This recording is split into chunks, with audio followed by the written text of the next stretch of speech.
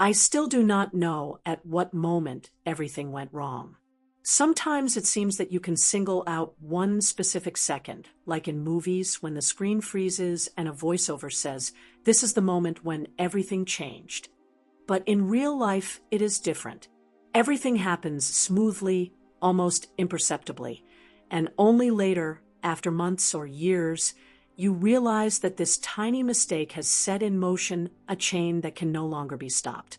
It was an ordinary day, so ordinary that I would never have remembered it if not for what happened later.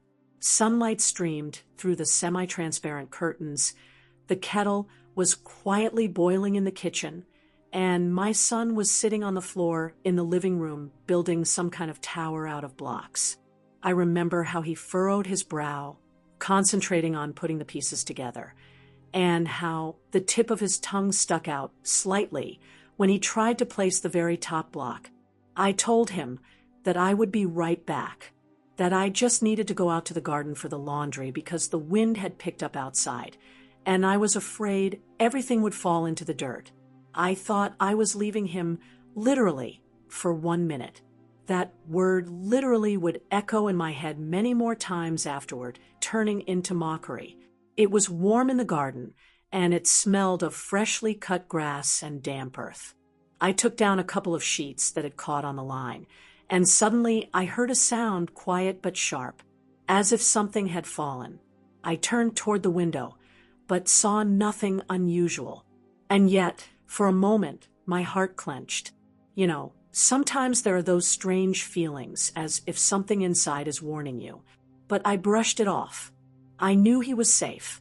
I came back into the house, and at that moment, for the first time, I smelled it, barely noticeable, with a bitter tinge, like burning paper. Suddenly, it felt cold, even though the room was warm. I dropped the laundry on the floor and went into the living room. And there, where just a couple of minutes earlier he had been playing, the sense of calm was gone. He was standing with his hands pressed to his chest, and next to him on the carpet lay a small box with the remains of matches. My first reaction was foolish. I asked where he got them, as if that had any meaning at all. He was silent, only his eyes wide and glistening with tears that had not yet fallen. I noticed a charred piece of fabric at the edge of the carpet, and then I ran to the kitchen for water. We dealt with that piece of carpet in seconds, but seconds in such situations stretch into eternity. My heart was pounding so hard that I could hear it in my ears. I held him close and tried to calm both him and myself, and perhaps it was at that very moment I thought it was over, that it was just a fright, that tomorrow I would be telling my friends how my son almost started a fire, and we would be laughing. But that was only the first wave. What happened afterward was much more frightening. In the evening, when he was already asleep, I smelled it again. But now it was not from the carpet. It was coming from somewhere deeper. I lifted the carpet and saw that the floorboard beneath had darkened, and at the edges tiny embers still glowed, like cunning eyes watching from below. I ran for a bowl of water, pouring it until I was sure everything was out. And then I began to listen to every rustle in the house. And the longer I listened, the more clearly I understood that it was not just my fear. From that evening on, it seemed to me that the house had changed, as if it breathed differently. Sometimes passing an empty room, I heard a faint crackle, as if someone was quietly snapping their fingers in the corner.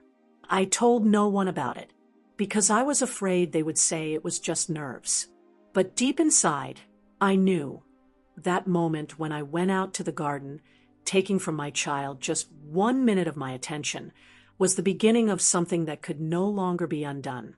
And maybe I would never have dared to tell this story if everything had stopped there. But this was only the beginning. The next day, I woke up earlier than usual. Even before the alarm went off, I was already lying with my eyes open, listening. The house was quiet, but it was the kind of quiet that presses down on you, as if something had frozen in the air. I tried to convince myself that it was just the remnants of yesterday's fear, but every movement I made was tense, like a stretched string. When I walked into the living room, my son was sitting on the floor and playing with blocks again. But there was something strange about his posture. He was not building a tower, but simply moving the blocks from one hand to the other, looking to the side. I followed his gaze. There was the corner of the room, an ordinary one, with a bookshelf and an old armchair. But he was looking there as if he saw something I could not see. I asked him what he was looking at. He did not answer right away, only quietly said that the uncle had come during the night. Those words sounded like a blow. I asked again, what uncle, but he shrugged and said that he just stood and watched. I tried not to show that my hands had turned cold and told him that it was probably just a dream, but he shook his head firmly. All day I kept catching myself glancing at that corner, and every time I did, a strange, heavy feeling would appear in my chest, as if someone was watching me. In the evening, when I was putting my son to bed, he suddenly asked why I do not let the uncle in. I tried to joke, said that we have no uncles here, but he went on, saying that the uncle had already been here, and that he said he would come back. I held him close and felt him trembling, not from cold, but from something else. After he fell asleep, I sat in the living room for a long time, looking at that corner. The lamp cast a soft light. The books on the shelf looked ordinary. The armchair stood motionless. But I heard, yes, I really heard a faint rustling, as if someone was moving, not wanting to be noticed. I walked closer. My heart was pounding in my throat. I reached out and touched the armchair. The fabric was colder than it should have been. And then I realized that it was hard to breathe, as if the air had become thicker. I stepped back, took my phone, turned on the voice recorder, and left it on the table next to the armchair. Then I went to the kitchen, trying to act as if nothing unusual was happening. I made tea, washed the dishes, but every minute dragged on endlessly. An hour later, I came back and stopped the recording. And this was when I made the mistake that finally took away my peace. I put on the headphones and pressed play. The first few minutes were ordinary, a quiet background, sometimes the sound of the house creaking. But then I heard breathing. Not mine, not my son's, not creaking or wind. Clear, steady, heavy breathing of an adult. It was right next to the microphone, as if someone had been standing directly over the table. I pulled off the headphones, my heart pounding, a ringing in my ears. I tried to find an explanation. Maybe it was some kind of noise, an overlay, a technical glitch. But inside, I already knew, no, this was not the equipment. And the worst thing, at the end of the recording there was a quiet whisper. One word, my name. I sat in the dark, listening to that fragment over and over until I realized that now I was not just afraid for myself. I was afraid that all of this had begun the moment I went out into the garden, and that this uncle was already inside our house. And my son, perhaps, could see him much better than I could. The next night, I did not sleep. I lay in bed, listening to every sound, and realized that the house where I had lived for so many years no longer felt like mine.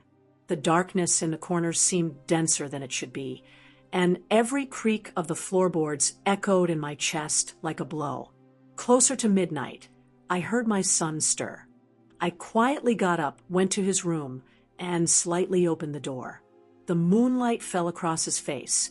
He was asleep, but his lips were moving slightly. I listened and realized he was saying something quietly, not in his sleep, but as if answering someone. I came closer. His words were fragmented, but I caught, "No, Mama will not allow it. I cannot go there." A chill ran down my spine. I gently touched his shoulder. He opened his eyes, and for a moment he looked at me as if he did not recognize me.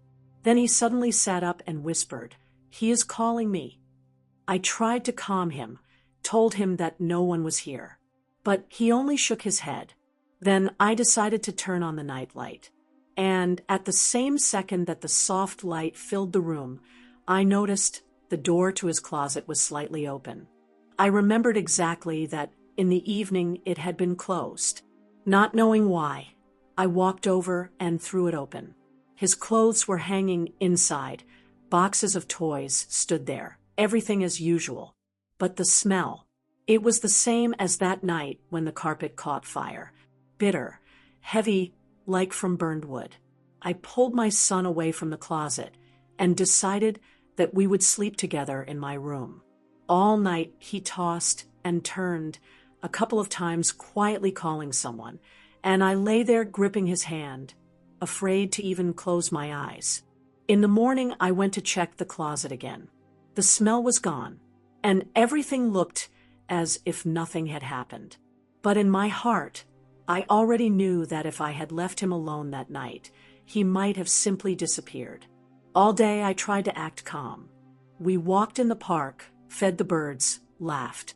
But even there, in the sunlight and among people, I felt that he was somewhere nearby. That uncle. In the evening, I decided that I no longer wanted to wait for him to appear again. I remembered an acquaintance who had once told me about strange things in his house. He said that sometimes he helped cleanse places. I dialed his number. When he arrived, it was already dark. We sat in the kitchen.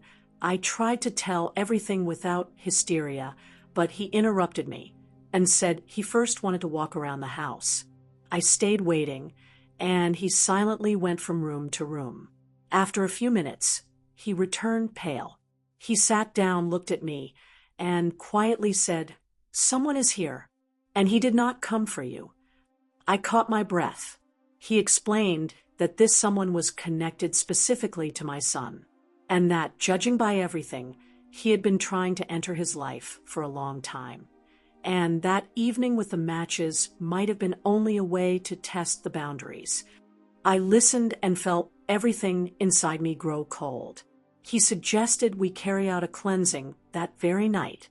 I agreed, but at that time, I did not yet know that what we were starting would only make him angrier.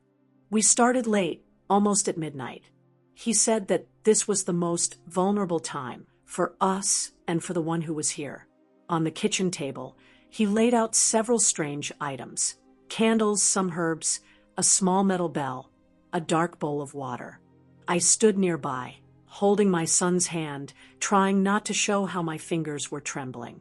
He warned that during the process, things might happen that would frighten us, but it was important not to interrupt the ritual. I nodded, but deep inside, I already felt that we had gone too far. When he lit the first candle, the house seemed to sigh. It did not creak. It did not rustle. It sighed quietly and long. My son flinched, and I squeezed his hand more tightly. We went into the living room. He placed the bowl of water on the floor, lit a few more candles, and quietly spoke words I did not understand. I noticed that in the corner, by the armchair, the candle flame trembled more than in other places. He lifted the bell and began to ring it slowly, walking around the room in a circle. And at the moment when he was near the armchair, I heard laughter, not loud, barely audible, as if someone was holding it back, but could not contain it. I exhaled, as though I had been holding my breath the whole time. He looked at me and only slightly shook his head, as if to say, "Do not react." Then he went to the closet in my son's room. I did not want to go there, but he insisted. When he opened the door, it was dark inside. Even the candlelight did not reach in. It seemed deeper than it should have been. He threw in a handful of herbs, and almost immediately we heard a rustle. At first quiet, then louder, as if someone had moved a box. My son pressed himself against me, and I felt him trembling. I wanted to leave, but he quietly said, He is already here." I did not understand if he meant the man with the bell or that uncle. At that moment, the candles in the room flickered and began to go out one after another, as if a wind were blowing them out. But the windows and doors were closed. The last candle, still in my hands, flickered and went out as well. And then I heard his breathing, the same one I had recorded on the voice recorder. Steady, heavy, far too close. He lit the candle again, but the light was now dim, as if someone were muffling it. The water in the bowl on the floor began to tremble slightly, and I suddenly realized that from the depth of the closet, someone was watching us. I could not see a face, could not make out a silhouette, but the feeling of being watched was so strong that it clenched in my chest. The man struck the bell sharply, the sound piercing the room, and for a second it became easier to breathe. But my son suddenly broke free and stepped toward the closet, reaching out his hand. I managed to grab him by the shoulders, but he looked at me as though the smile on his face was not his own. It was too cold, too alien for a child's face. I shouted his name, and he suddenly began whispering something in an unfamiliar language. The man with the bell rushed toward us, grabbed my son's hands, and spoke several quick phrases, after which my son, as if waking up, collapsed onto my chest. We finished the ritual, but I already knew this was not the end. That night, we did not drive him out. We only let him know that we knew about him, and that means that now he would act differently. After that night with the candles and the bell, the house seemed different, but not in a good way. My son's dreams became more restless, and he spoke more and more often about the uncle who was calling him somewhere quiet and bright. Sometimes he would wake up in the middle of the night, sit on his bed, and stare into the darkness as if he were waiting for a signal. I understood that there was less and less time left. Then I remembered a woman my neighbor had once told me about, old Martha, who lived at the end of the street. They said that something strange had once happened in her family, and after that, she never let strangers into her home again. I went to her in the middle of the day. She let me in without any questions, as if she had been expecting me. Her house was filled with old photographs and dried herbs, and a candle burned in the corner. I told her everything. She was silent, and then quietly said that this uncle comes only when a child is somehow especially important to him, and that he can be stopped only by standing between them. But you have to stand in such a way that he understands. The mother is ready to give everything. She gave me a small pouch with dried leaves and said that at night, when the uncle came again, I must be there at the moment when he reached for my son. That night, I did not sleep. I sat by the bed, holding the pouch in my hand, and waited. The hours passed painfully slowly. Around 3 o'clock in the morning, he stirred. My son's lips moved, and I heard, "I'm coming." I stood up and positioned myself between him and the closet, which was slightly open. Cold air was coming from the darkness inside the closet. The shadows inside seemed to grow denser, and I saw a silhouette, tall, motionless, with long arms that he stretched out toward us. My heart was pounding so hard it felt like it would burst out of my chest. I stepped forward and said that I would not give him up, not in a whisper, but loudly, with such strength as if my whole life depended on it. I remembered holding my son on the first day, how he laughed when he learned to walk, how he fell asleep on my shoulder. I spoke of all of it, looking into the darkness, and I did not move an inch. The silhouette froze. The cold in the room became even stronger. The candle on the table trembled as if from wind, although the windows were closed. And then he retreated. He did not vanish. He simply seemed to dissolve into the depths of the closet until nothing remained there but ordinary darkness. I sat on the bed and held my son close. He was warm and calm. In the morning he woke up, and, for the first time in a long while, smiled without saying a word about the uncle. Several months have passed since then. The house became quiet again, but the quiet now was soft, not oppressive. The smell of burning was gone, and the candles burned steadily. Sometimes I still notice something strange. The bowl of water left in the corner after that ritual stands on the shelf. And, at times, its surface trembles slightly, as if from a gentle breath. But I do not touch it, because I know he might return.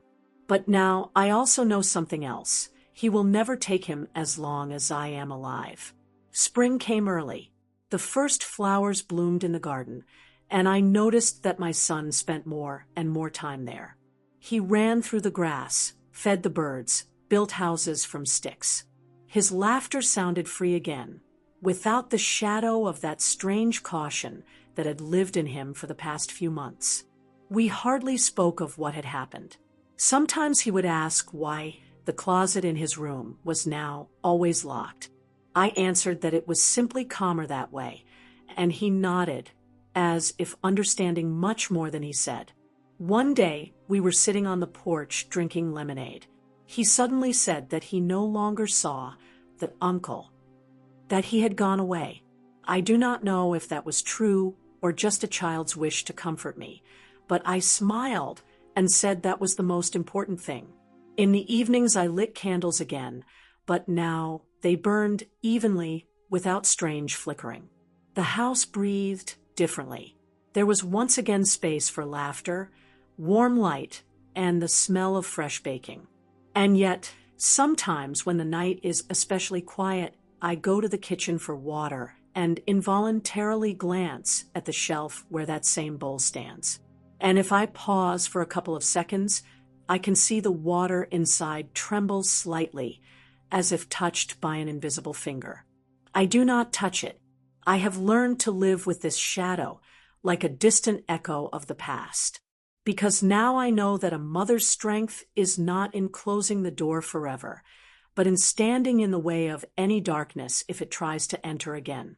And as long as I breathe, he will not cross that threshold.